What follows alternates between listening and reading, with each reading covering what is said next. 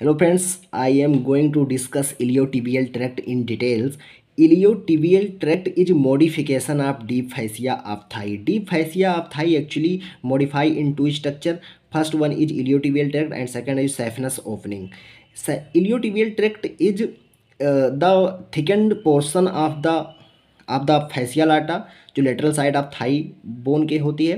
तो lateral side of Thai में जो फैसिया लाटा का थिकेंड पोर्शन होगा और जो 2 इंच वाइड बैंड होगा उसे क्या कहेंगे, इलियोटिबियल ट्रैक्ट। तो 2 inches wide band of the fascia lata thickened on the lateral side of thigh क्या होगा, इलियोटिबियल ट्रैक्ट होगा। Iliotibial tract as name indicate, ilio means ilium and tibial means tibia. तो ilium और tibia के बीच में जो रास्ता होगा उसी को क्या क्या कहेंगे, इलियोटिबियल ट्रैक्ट। अब आपको ये ध्यान देना है सुपीरियरली, जो सुपीरियरली यानी कि ऊपर की तरफ along the iliac crest this tract splits into 2 layers to enclose the 2 muscle.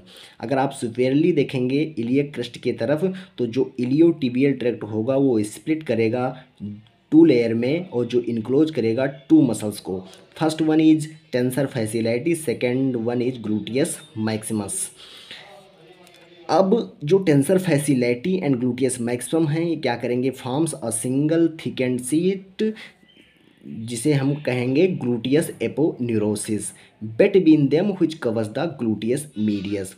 तो उनके बीच में रहेगा जो ग्लूटियस मीडियस को कवर करेगा। आप सबको पता होता है कि इस तरफ क्या होता है, ग्लूटियस मैक्सिमस, और ये बीच में ग्लूटियस ग्लूटियस मीडियस और ये उसके बाद में क्या होता है, ग्लूटियस मिनिमस। तो ये 3 मसल जो होती हैं आपकी हिप बोन की।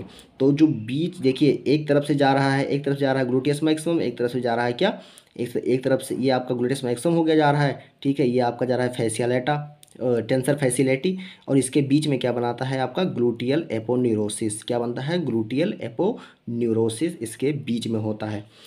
अब आगे क्या लिखता है देखिए, अब इसका हम ज्वाइंट देख लें कहाँ कहाँ अटैच्ड होता है। तो superficial lamina attach to the tubercle of the iliac crest. जो सुपरफिशियल लैमिना होगा वो अटैच्ड होगा tubercle of the iliac crest. तो tubercle of the iliac crest जो उभार होता है इलियक बॉर्डर पे नीचे की तरफ, तो सुपरफिशियल लैमिना अटैच्ड होगा टुबरकल ऑफ इलियक क्रेस्ट में and deep lamina to the capsule of hip joint. तो यह ध्यान रखिएगा, सुपरफिशियल लैमिना कहाँ से अटैच्ड होगा, tubercle of iliac crest, and deep lamina कहाँ से अटैच्ड होगा, कैप्सूल ऑफ हिप जॉइंट। अगर देखा जाए इनफेरियरली, अगर इन्फीरियर में आएंगे, अभी हम सुपीरियर ऊपर की तरफ थे, अब हम नीचे तरफ आ रहे हैं यानी कि टिबिया की तरफ आ रहे हैं, तो inferiorly the tract is attached to a smooth area on the anterior surface यानी कि आगे की तरफ of the lateral condyle of tibia. जो लेटरल कॉन्डाइल होगी टिबिया का उस पर अटैच्ड होगा इन्फेरियरली, ठीक है।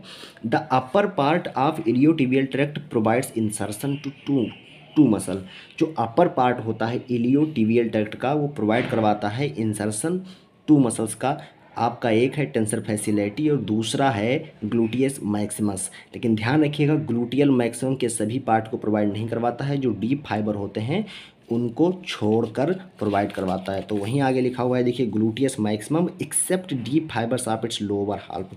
इसके निचले हाल्फ का जो डीप फाइबर होता है उसको इंसर्शन प्रोवाइड नहीं करवाता है और सभी पार्ट को प्रोवाइड करवाता है। वहीं टेंसर फैसिलिटी को इंसर्शन प्रोवाइड करवाता है। अब फंक्शनल सिग्निफिकेंस देखते हैं। देखिए फंक्शनल सिग्निफिकेंस है, देखिए जो आपका इलियोटिबियल ट्रैक्ट होता है वो कॉमन वॉकिंग और रनिंग में कॉन्स्टेंटली यूज होता रहता है। क्योंकि क्योंकि ये किडनी को क्या करता है, स्टेबलाइज करता है और एक्सटेंशन में मदद करता है और पार्शियल फ्लेक्शन में भी मदद करता है, इसलिए ये कॉन्स्टेंटली वॉकिंग और रनिंग में यूज होता रहता है। साथ में ध्यान रखिएगा ये नी को सपोर्ट प्रोवाइड करवाता है ग्रेविटी के अगेंस्ट। तो main support to knee against gravity, और साथ में प्रिवेंट्स फॉरवर्ड फॉलिंग यानी कि आगे अगर ये ना हो तो आप आगे की तरफ गिर जाएंगे, इसलिए फॉरवर्ड फॉलिंग को प्रिवेंट करता है। अब इसको डायग्राम में समझ लेते हैं। देखिए रफ स्केच है यहाँ पे।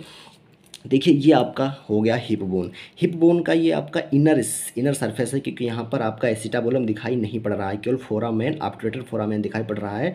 आपका क्या नहीं दिखाई पड़ रहा है यहाँ पर, एसिटाबुलम। जहाँ पर एसिटाबुलम दिखाई पड़ता है वो क्या होता है, आउटर सरफेस होता है, इसलिए क्या है इनर सरफेस। तो इनर सरफेस पे ग्लूटियल रीजन होता है जहाँ पर ग्लूटियस मसल अटैच्ड होती हैं। अब ग्लूटियस 3 होती हैं, gluteus medius, gluteus Maximus, gluteus minimus, तो ग्लूटियस मिनिमस यहाँ होती है, ग्लूटियस मैक्सिमस ये बगल में होती है, और ग्लूटियस मीडियस क्या होती है, मीडियम में होती है।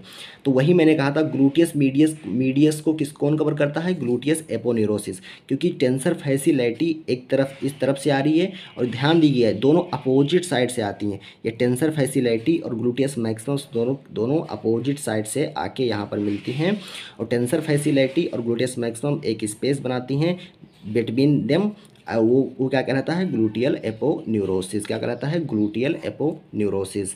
अब जो ये ट्रैक्ट चला यहाँ से शुरू हो गया आपका नीचे का बोन, और ये आपका टिबिया, यानी कि जो ऊपर हो गया नीचे हो गया क्या है, टिबिया है, तो ये क्या हो गया, इलियोटिबियल ट्रैक्ट हो गया, और ये क्या है, ट्यूबियल ट्यूबरोसिटी है, और सुपीरियर रीजियन पे यानी कि एंटीरियर, ये देखिए ये आपका सुपीरियर था, इसको हम मान लिए इन्फीरियर मान लिए, और ये टिबिया का क्या है, एंटीरियर पार्ट है, और ये है मीडियन, ये है लेटरल, तो लेटरल साइड पे टिबिया के एंटीरियर सरफेस पे, एंटीरियर स्मूथ एरिया पे, जो एंटीरियर का स्मूथ एरिया है उस पे जाके अटैच्ड होता है क्या, तुम्हारा इलियोटिबियल ट्रैक्ट।